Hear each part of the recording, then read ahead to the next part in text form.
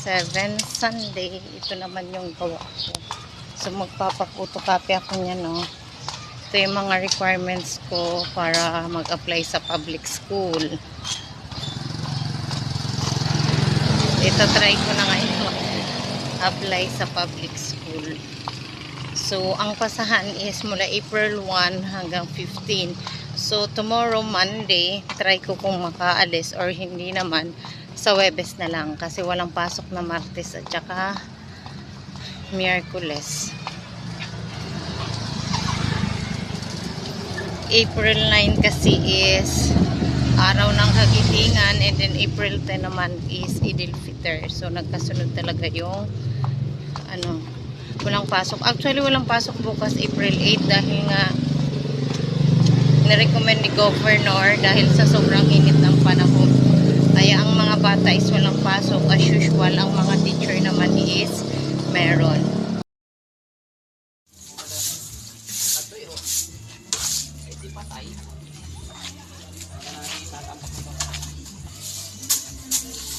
Operation linis sa kapitbahay.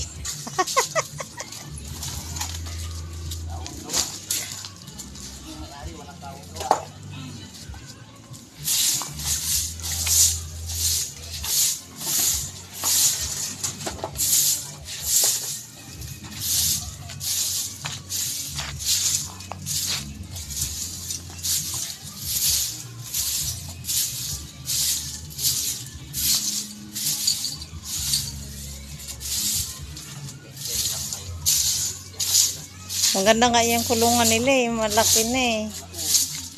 Kasya lang sila. Pag kumain naman, pwede naman kumain na. Iwas lang. May pusa kasi lang tinago doon.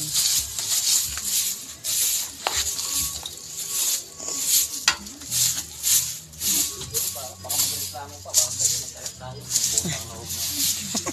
Kaya nga nag-binis, nagkalat pa. Sa ina, ano na naman? Bago lang to eh. Mga anak na doon. Okay lang.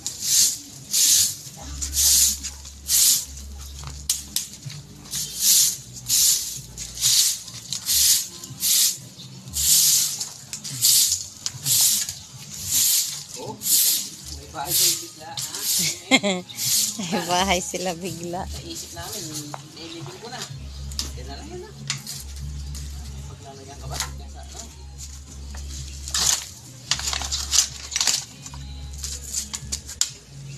Yung parang yung ugat ng puno, parang yun na yun. Sisirain niya yung ano. Dapat nga, patay na eh. Oo, dapat yung pot na yun. Sisirain niya na yung semento. Oh. Ilang beses na bumalik ka. Lagi lang. English pa. Ay, wait lang. Buti wala niyang asong kinakausap niya. Kala ko si English siya.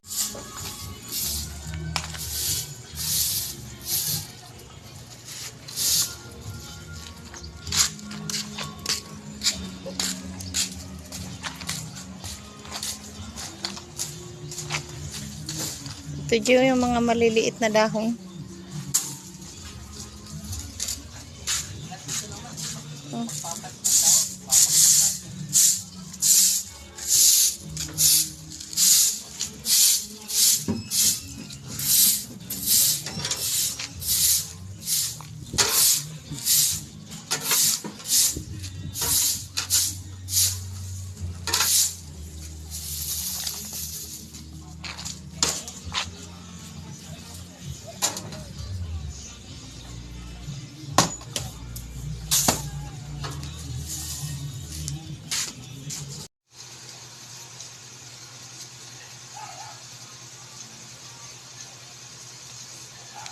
Sunod. Oh, ba't wala dito yung mahaba? Di mo sinulat. Mahaba. Ngayon, isulat mo din yung kasalungat ng mahaba.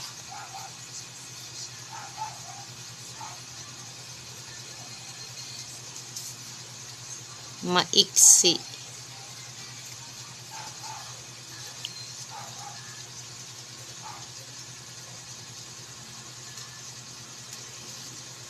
Ito, gamit ang mga salitang nasa loob ng kahon, piliin ang kasing kahulugan ng sumusunod na mga salita. Okay, basahin mo muna. Nanlambot, Hmm. nabigla, tunay, maliit, paborito, mabango, Oh, gustong gusto. Ano yung kasang kahulugan? Paborito, mabango. paborito, Oh, isulat mo dyan.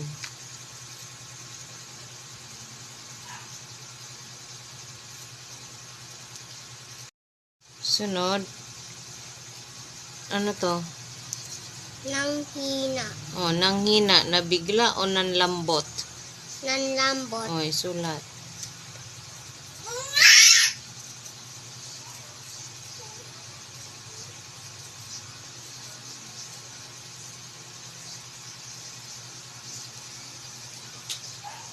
Hmm.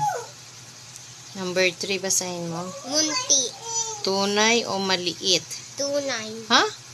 maliit, Munti is small. maliit, Hmm. Munti is small. Maliit is small. Next is nagulat, nagulat is nabigla,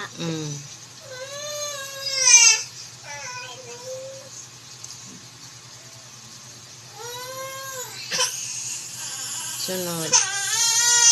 totoo, Totoo. tunay,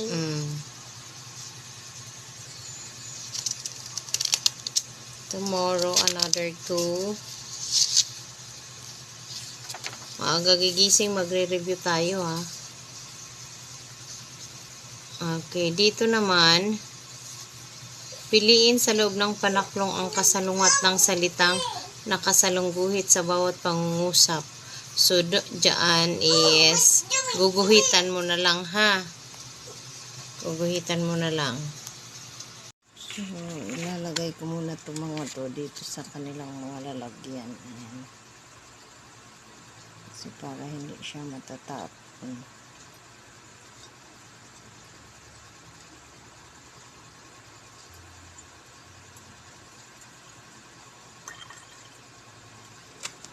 Ayan. So, meron tayong filicara sa takip.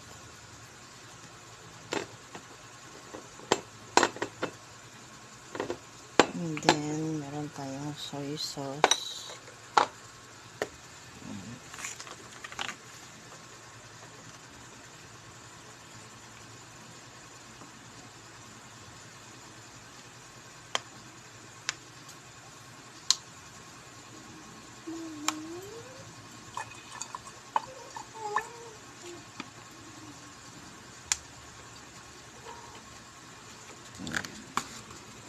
Soy sauce.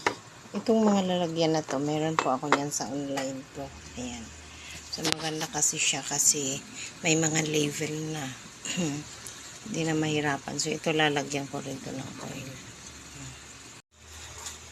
Kain na yung aming princess. Opo, later na ito. Opo, wow. Eat mo na ikaw. Wow. Wow. Nam-nam? Yummy. Yummy?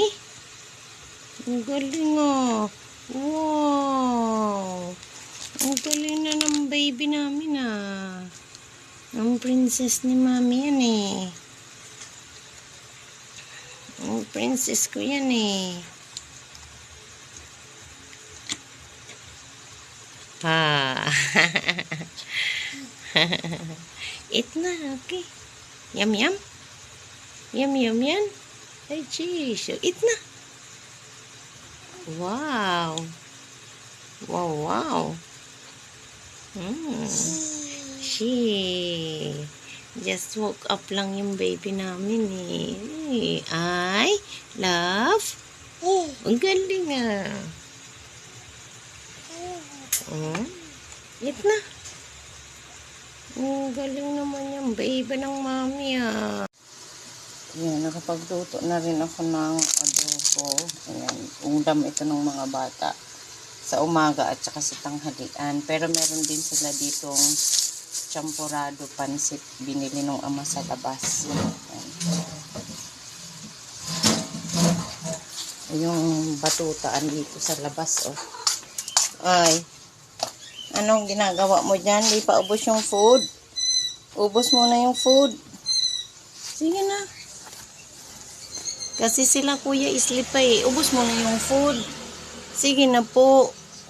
Come here na. Ay, love. Galing ah. Halika na. Eat muna ikaw doon. Ubos mo na yung food. Ubos mo na yung food. Sino? Yan. Ito yung gusto ko pagka walang pasok. Kasi naasikaso ko yung pagkain ng mga bata. Pati sila nababantayan ko maghapon. Yan. Ito yung prinsesa ni Mami. Nag-iisang princess yan. Ang pakakulit dyan eh. Love you. See. Kagigising lang yan eh. Ising lang ikaw. Kagigising lang yung baby ni Mami eh. Ikaw muna dito banday sa tindahan. Banday ikaw dito. Gosh, bawal kamot. Bawal yan. Bawal chichirya. Bawal chichirya ha. Eat mo na ikaw doon. So, siya pa lang yung gising sa tatlo. Oh my. Yan. Pag dito lang sa bahay, ayan. Patay sa tindahan, sa mga bata. Si BJ na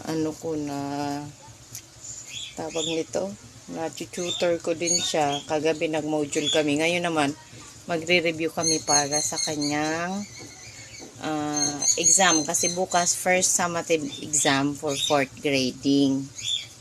Kaya magre-review muna kami pagkagising niya after breakfast. So anuhin ko na siya, i-review.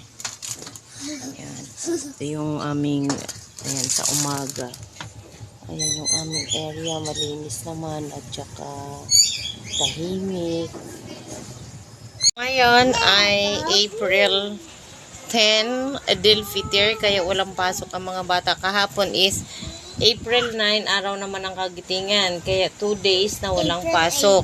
So ngayon, yung April 8 naman is naka-asynchronous lang yung mga bata dahil sa sobrang init, kaya naka-modular sila. Ngayon, may sinend si ma'am nila na gagawin na performance task. So, andyan.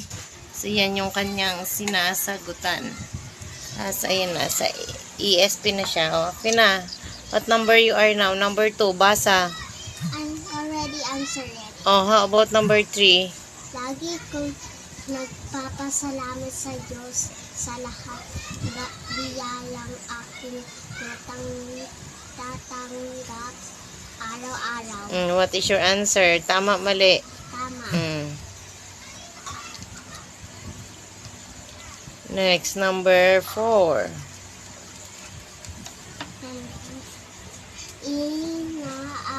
Inaalagaan ko ang mga pinagkaloob sa atin ng Diyos. Tama, mali? Tama. Did you understand it? Yes. Number 5. Number 5. Ibinabahagi ko sa ibang tao ang liyayang binigay ng Diyos. Mommy! Tama, mali? Mali. Ha? Tama.